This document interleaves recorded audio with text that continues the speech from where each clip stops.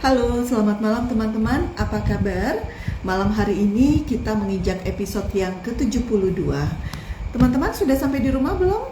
Semoga sudah sampai ya. Dan semoga teman-teman yang sedang ada di dalam perjalanan di tengah macet gitu ya. Karena sekarang kan lagi hujan juga gitu. Saya yakin bahwa di luar pasti tingkat kemacetan juga lebih tinggi dibandingkan tidak hujan. Nah, semoga teman-teman lancar dalam perjalanan dan sesegera mungkin tiba di rumah dan berkumpul lagi dengan keluarga. Baik, pada malam hari ini di episode yang ke-72 saya mengambil judul Kenapa Orang Berhenti Untuk Memberikan Lebih Bagi Perusahaan atau Bagi Organisasi. Kenapa saya mengambil judul ini? Seperti biasa, saat ini gitu kan, di beberapa tahun silam itu sudah mulai muncul istilah yang namanya budak korporat, seolah-olah bekerja itu menjadi hal yang diperbudak gitu ya, diperbudak bekerja itu seolah-olah menjadi budak dari korporasi, tidak melihat kepada aspek yang positif dari pekerjaannya gitu kan. Nah kemudian gitu ya, hari ini banyak sekali orang yang bekerja itu hanya STD aja gitu kan, yang ketika dia merasa bahwa ya sudah bekerja itu hanya sesuai dengan job desk-nya. Kalau di luar job desk, kalau diminta untuk melakukan lebih, maka biasanya mereka kurang berkenan gitu ya. Tidak melihat bahwa kalau disuruh di luar job desk bisa jadi menjadi suatu peluang untuk menumbuhkan kompetensi, tetapi alih-alih dari kacamata yang positif, tetapi kemudian dilihat sebagai dalam tanda kutip dimanfaatkan oleh perusahaan gitu ya. Jangankan yang di luar job desk, yang di dalam job desk-nya pun hari ini banyak sekali profesional yang bekerjanya itu ya sudah STD aja. Mereka hadir tepat waktu, mereka pulang biasanya juga tepat waktu, absensinya minim, targetnya hanya mencapai bare minimum aja. Kalau ditanya achieve nggak KPI-nya, achieve gitu ya. Apakah dia melebihi target? Jawabannya ya sesuai target aja gitu ya. Nggak ada tuh yang namanya ide-ide baru gitu ya, nggak ada yang namanya inisiatif gitu kan. Tidak ada yang namanya dorongan untuk gimana caranya ya saya bisa bekerja menjadi lebih baik lagi, gimana caranya ya supaya cara kerja saya bisa menjadi lebih efisien lagi dengan output yang lebih baik lagi.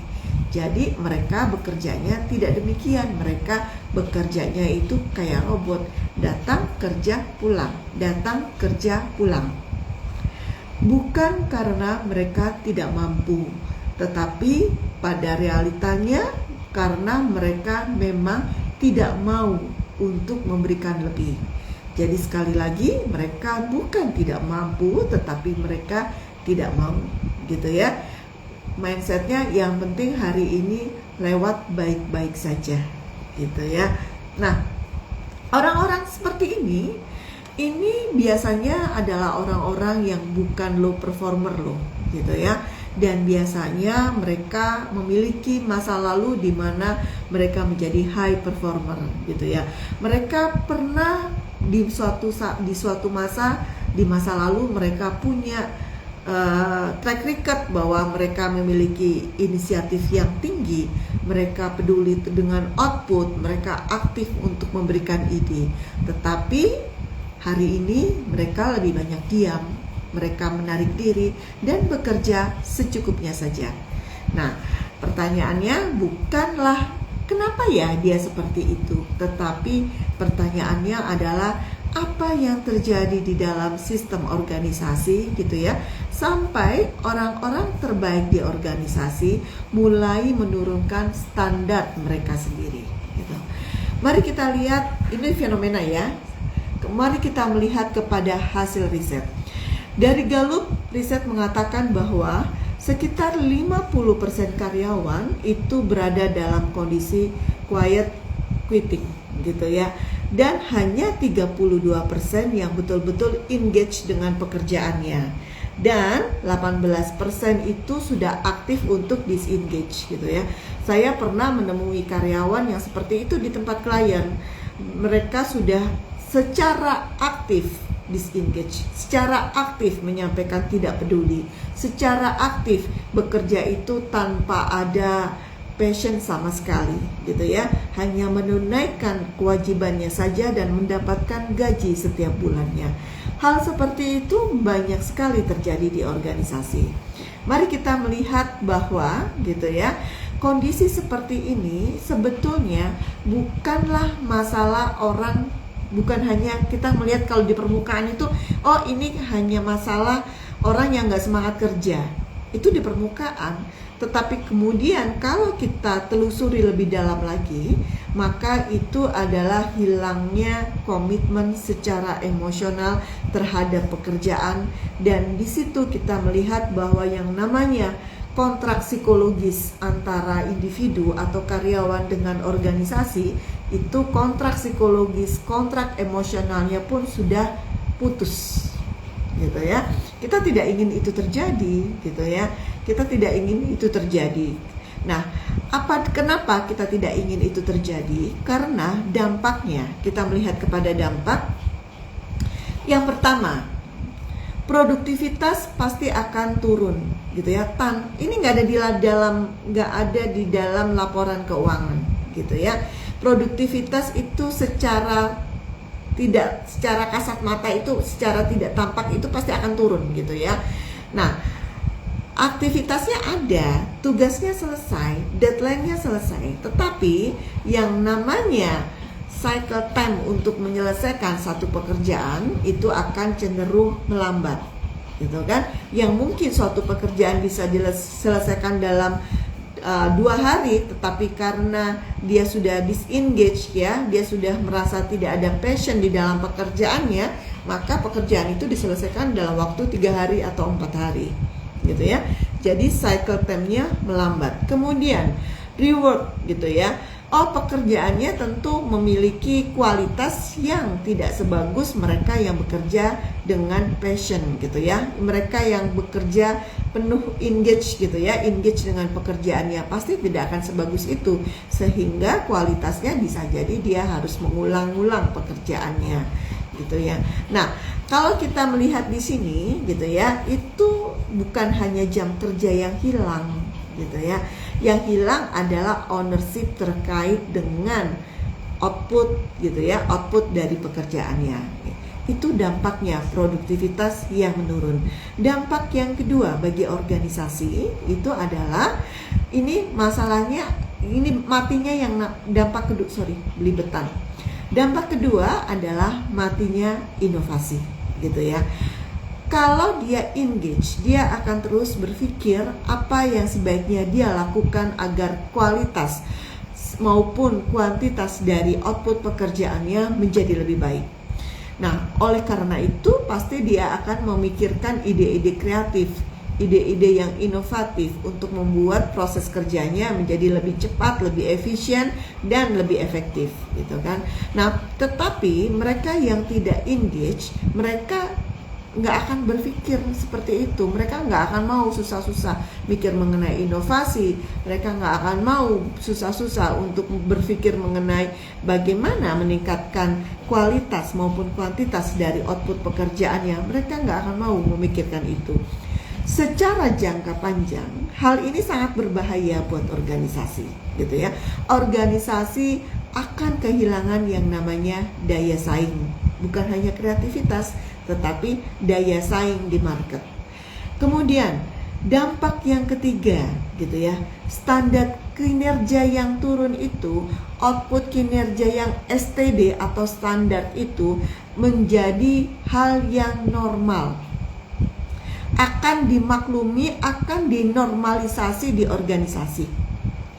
Berangkat, datang jam 8, pulang jam 5 dengan pekerjaan yang sudah gak usah ngoyo-ngoyo banget, gitu ya, yang gak usah lambat-lambat banget, STD aja, itu akan dinormalisasi di organisasi, gitu ya. Nah, kalau di organisasi ada high performer dan mereka berada di dalam lingkungan yang demikian, ini kayaknya, kaca kacamata baru. Kayaknya ini apa? Kena cahaya ada bayangan hitam. Nah, kalau ini dinormalisasi di organisasi, high performer akan memilih untuk resign biasanya, gitu ya. Karena dia berada di dalam situasi, ya kok kayak gini ya? Atau dia akan kebawa oleh arus, gitu ya. Dia akan merasa bahwa oh ya udah, ternyata output STD itu oke-oke aja. Jadi tidak memicu atau tidak membuat dia melakukan lebih buat organisasi. Dan yang keempat adalah para leader, gitu ya.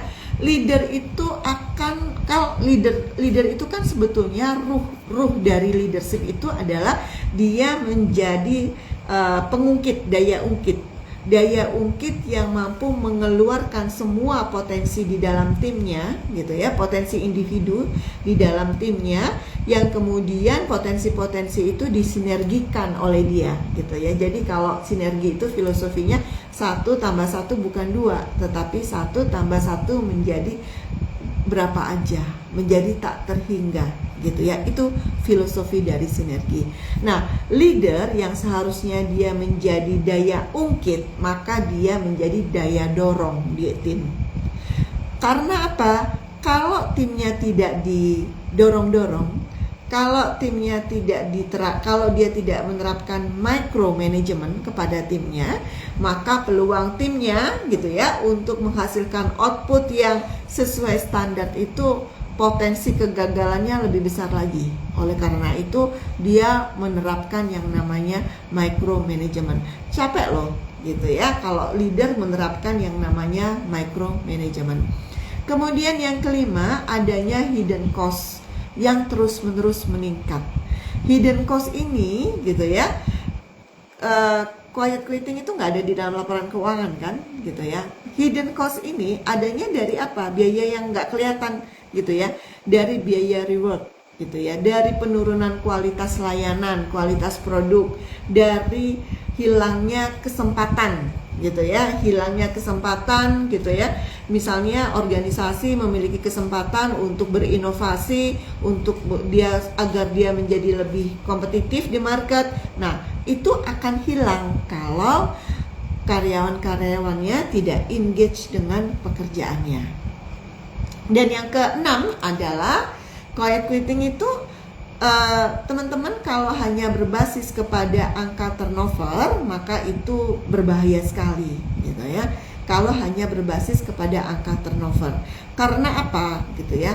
Organisasi, kadang-kadang kita ngelihat ini ya, orang HR ngelihat mengenai angka turnover, oh baru sekian persen kok, aman kok, tidak melebihi target, gitu ya. Tidak melebihi target maksimal turnover itu angka berapa, gitu ya. Dari perusahaan nggak melebihi target, oke lah, aman lah. Padahal di dalamnya bisa jadi orang-orangnya sudah mengalami yang namanya quiet quitting, gitu ya. Jadi hati-hati dengan itu.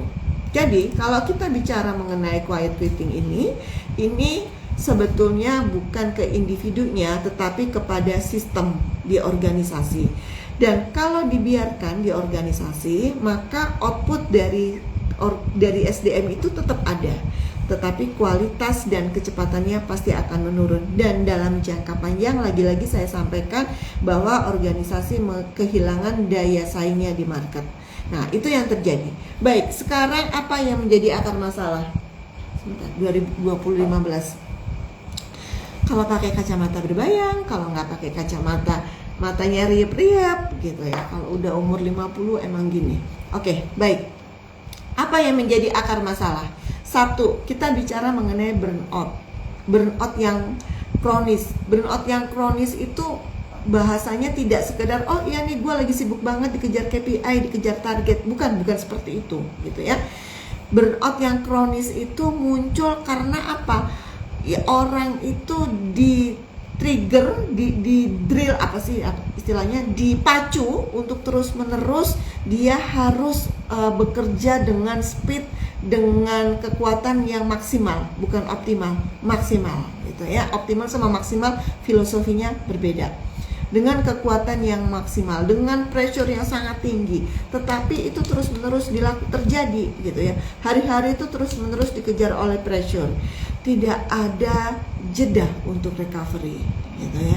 Tidak ada sense of progress karena ini saya nyelesain ini, habis itu tugas saya berikutnya ini gitu. Nggak ada sense bahwa progres saya sudah sampai progres di mana ya, kualitas saya sebelumnya udah seperti apa ya, bagus atau enggak ya, apa yang mesti saya benahi ya dalam pekerjaan saya ya. Nah itu semua nggak muncul karena apa? Perusahaan terus-menerus memberikan pressure untuk melebihi target, dan itu berlangsung terus-menerus gitu ya. Jadi gitu ya, kalau kita menerapkan itu di dalam performance management di organisasi, maka gitu ya, mereka mungkin tidak akan berhenti bekerja, tetapi mereka kembali kepada menurunkan intensitas effortnya. Mereka tidak berhenti bekerja kalau terus-menerus dikejar oleh target yang sangat tinggi, tetapi mereka akan menurunkan intensitasnya agar dalam tanda kutip dia masih bisa sehat mental, masih bisa waras, dan masih bisa bertahan di organisasi tersebut.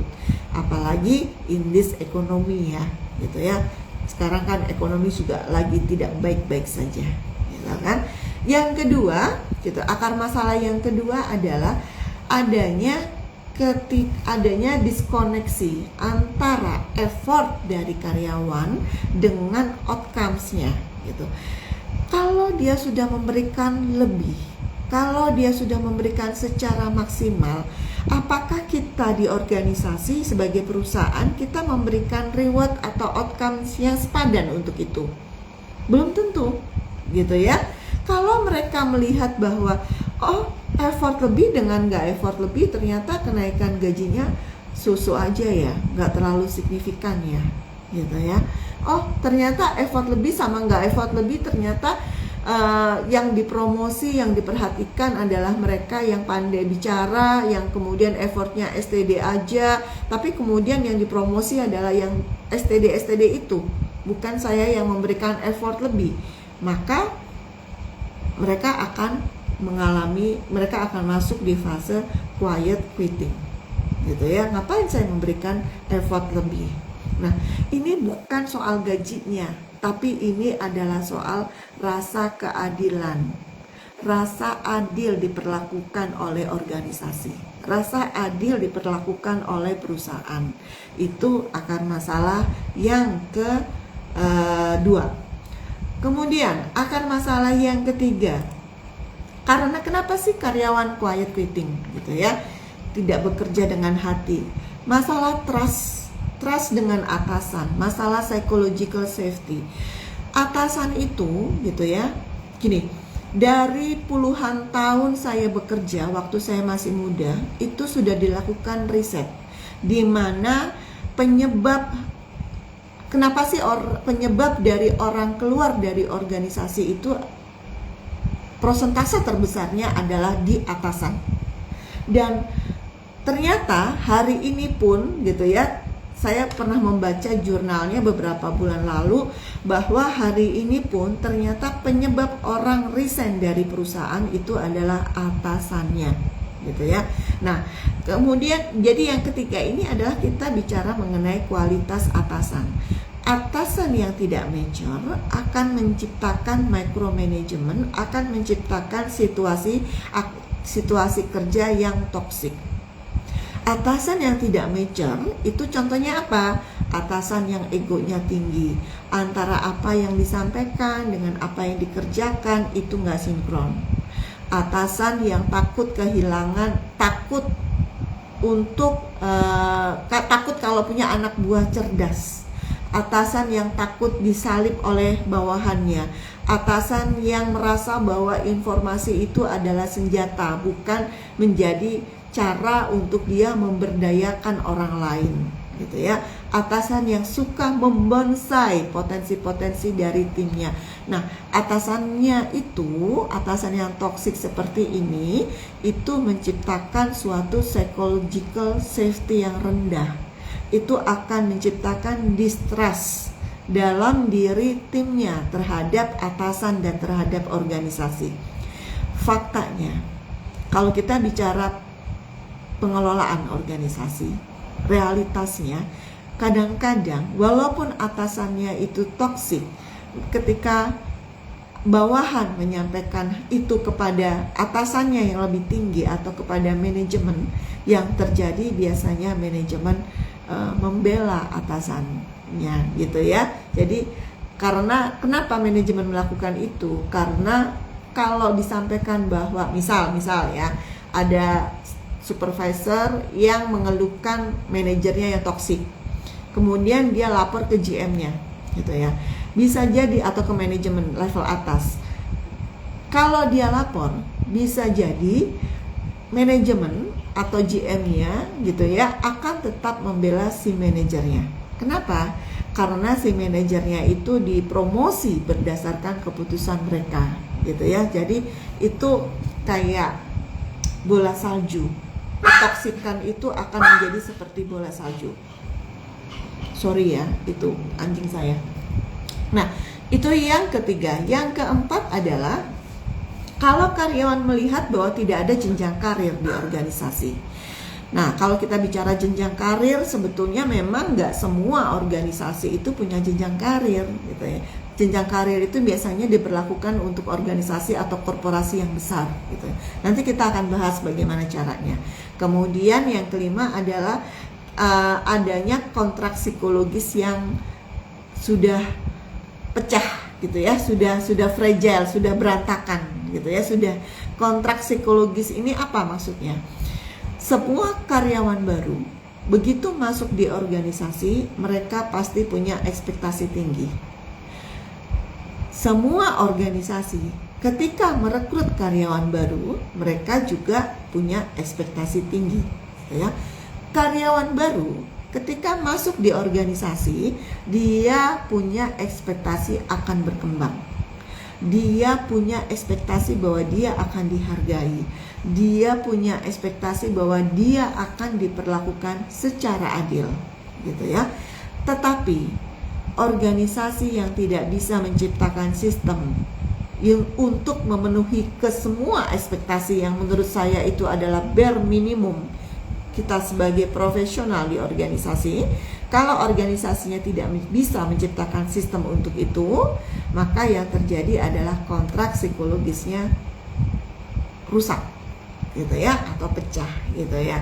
Kontrak psikologis ini efeknya adalah karyawan tidak akan trust pada atasan, pada organisasi gitu ya, sehingga ketika diminta untuk melakukan lebih bagi perusahaan, maka dia buat apa gitu ya, saya sudah nggak trust lagi. Nah, orang-orang seperti ini kalau di approach oleh para headhunter, maka dia akan mudah sekali untuk berpindah ke perusahaan yang lain. So apa solusi praktisnya untuk membuat karyawan bisa memberikan lebih bagi perusahaan?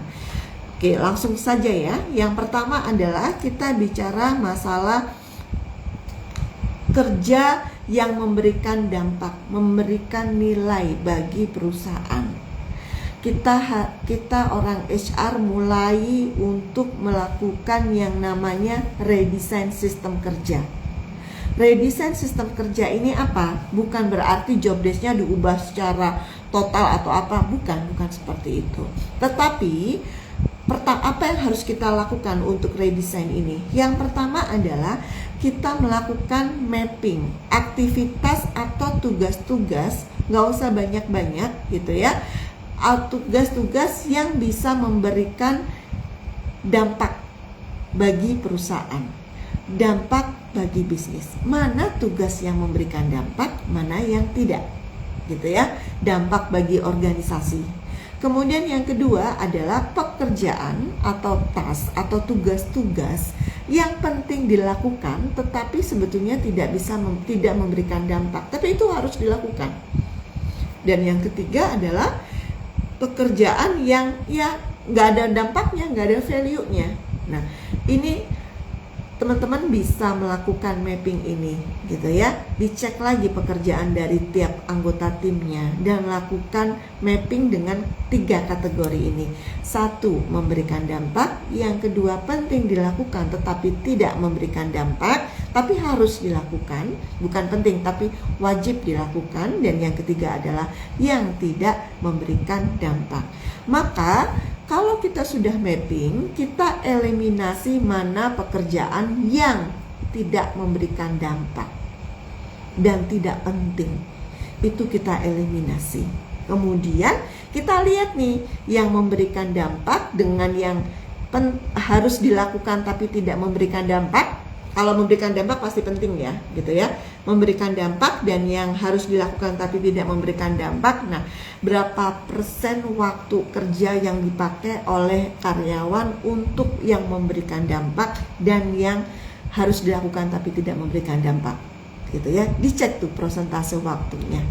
Kalau mereka banyak melakukan pekerjaan yang harus dilakukan tapi tidak memberikan dampak, tapi persentasenya kecil untuk pekerjaan yang memberikan dampak, berarti kita mesti melakukan perubahan atau penyesuaian dengan job desk-nya, gitu ya. Memastikan mana yang penting untuk dilakukan dan apa yang menjadi KPI atau targetnya. Ya, jadi yang pertama solusinya adalah redesign sistem kerjanya. Kemudian yang kedua adalah leader mengubah dari kontrol menjadi coaching. Bagaimana cara melakukan coaching? How to coach, gitu ya. Di YouTube banyak sekali, gitu ya. Teman-teman bisa belajar secara otodidak di YouTube. Kalau teman-teman ingin mengambil sertifikasi, gitu ya, akreditasi, barulah sekolah coaching, gitu ya. Banyak sekolah coaching, gitu. Nah, teman-teman bisa belajar di YouTube bagaimana sih kita melakukan coaching, gitu ya. Coaching itu bukan mentoring. Coaching itu bukan training. Coaching itu lebih kepada bagaimana membangun kesadaran seseorang bahwa dia bermasalah dan bagaimana menumbuhkan yang namanya tanggung jawab pribadi untuk dia berubah menjadi lebih baik, gitu ya. Jadi coaching itu filosofinya adalah membangun kesadaran kepada tim, kepada karyawan bahwa dia bermasalah dan membangun tanggung jawab untuk dia menjadi lebih baik lagi. Itu adalah coaching, gitu ya. Filosofinya itu. Terlepas dari apapun itu, saya belajar coaching 2005-2006, filosofinya itu. Saya selalu ke filosofi ya. Kalau definisi secara textbook segala macam bisa di googling atau ditanyain kepada GPT. Nah, kemudian yang kedua adalah itu ya. Jadi lakukan coaching, gitu ya, dan pastikan bahwa ada one on one dengan atasan paling enggak seminggu sekali selama 30 menit, gitu ya. Kemudian ada pertemuan bulanan one on one juga, bicara mengenai pengembangan kompetensi, gitu ya. Kemudian tadi kan mingguan ya, gitu ya, one on one mengenai masalah pekerjaan, gitu ya, dan targetnya. Kemudian minggu bulanan mengenai pengembangan kompetensi. Jadi mingguan itu bicara pekerjaan dan target dan hambatannya, dan bulanan bicara mengenai pengembangan kompetensi, gitu kan. Nah, ini penting sekali supaya karyawan kita merasa didengar, gitu ya, supaya karyawan kita punya arah untuk karirnya dia. Dan kalaupun di organisasi kita dia tidak memiliki jenjang karir, at least kita membantu dia untuk mengembangkan kemampuannya, mengembangkan kompetensi dan potensinya, dan dia punya karir yang lebih baik lagi, gitu ya, walaupun tidak di dalam organisasi kita, gitu kan. Kemudian, gitu ya, yang ketiga itu adalah kita tadi kan kita bicara career path ya. Nggak semua organisasi punya yang namanya career path, gitu. Maka, gitu ya, kita harus clear juga kepada karyawan. Ketika di organisasi ini, di perusahaan kita ini, mungkin career path-nya terbatas. Mungkin peluang promosinya terbatas, gitu ya. Tetapi, gitu ya, bukan berarti karyawan itu tidak bisa mengembangkan diri gitu ya. Maka apa yang harus dilakukan? Kita bantu dia untuk punya yang namanya IDP, Individual Development Plan. Bagaimana cara membuat IDP? Secara detail saya ada di video saya di YouTube saya tuh gitu ya. Itu saya create 2 tahun yang lalu. Bagaimana cara membuat IDP kalau di perusahaan kita tidak ada yang namanya career path gitu. Nah, clear dulu. Skill apa? Kan tadi kan saya menyampaikan bahwa one on one setiap minggu itu kita bicara masalah dalam pekerjaan, kita bicara target. Setiap bulan one on one dengan anggota tim kita bicara mengenai kompetensi, mengenai karir dia, mengenai masa depan dia, gitu ya.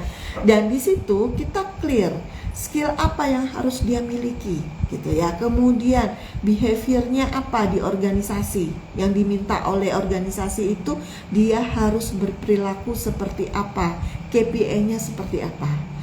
Terlepas dari unfairness gitu ya. Kalau kita menjadi leader dan kita tidak punya otoritas gitu ya, kadang-kadang di organisasi sistemnya juga tidak fair gitu dari atas, maka kita sampaikan at least dia sudah punya yang namanya bekal untuk masa depan. Itu penting banget gitu ya. Saya sendiri kalau misalnya saya mengatakan, saya sendiri kalau waktu saya jadi profesional itu semua anak buah saya mengatakan di sini frankly speaking tidak ada peluang karir yang lebih tinggi gitu ya. Kalau kamu mau sabar, kamu nunggu saya keluar gitu ya. Nanti habis lebaran ya saya resign ya, kamu duduk di meja saya. Itu pernah saya sampaikan gitu ya. Terus ternyata karena dia bekalnya udah cukup, dia lebih dulu untuk keluar gitu kan. Jadi ya sudah gitu. Tapi intinya adalah ketika kita mendevelop orang dan kita harus realistis, kita tidak boleh memberikan janji-janji palsu. Ya, kita sampaikan at least dia punya peluang untuk menjadi menduduki karir atau menduduki jabatan yang lebih tinggi di organisasi yang lain, dan itu berkahnya jangka panjang buat kita sebetulnya ya. Baik, itu ya teman-teman ya. Kemudian yang keempat adalah mari kita perbaiki terkait dengan reward dan recognition gitu ya. Apresiasi itu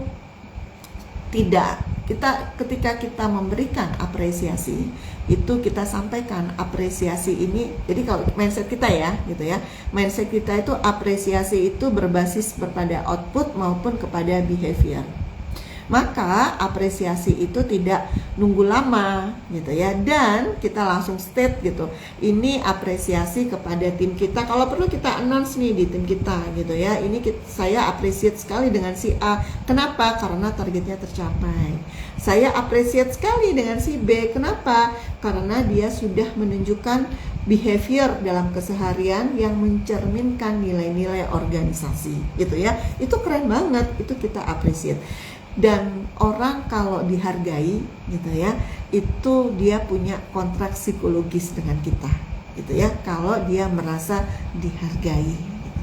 Oke, kemudian gitu ya, kita bicara yang tadi ya, yang namanya exit, yang namanya turnover ataupun exit interview. Hati-hati dengan angka turnover yang kita cantumkan di dalam laporan kita, laporan bulanan kita gitu. Bukan masalah angkanya. Ketika kita bicara disengagement adalah be careful dengan orang-orang yang masih stay di organisasi kita gitu ya. Orang-orang yang masih stay di organisasi kita tetapi dia sudah disengage dengan pekerjaan, maka mereka itu kita kenal dengan quiet quitting. Itu mereka at any time bisa pergi dari organisasi kita dan kita kehilangan talent kalau kemudian yang keluar itu biasanya adalah mereka yang potensinya bagus, mereka yang high performance gitu kan.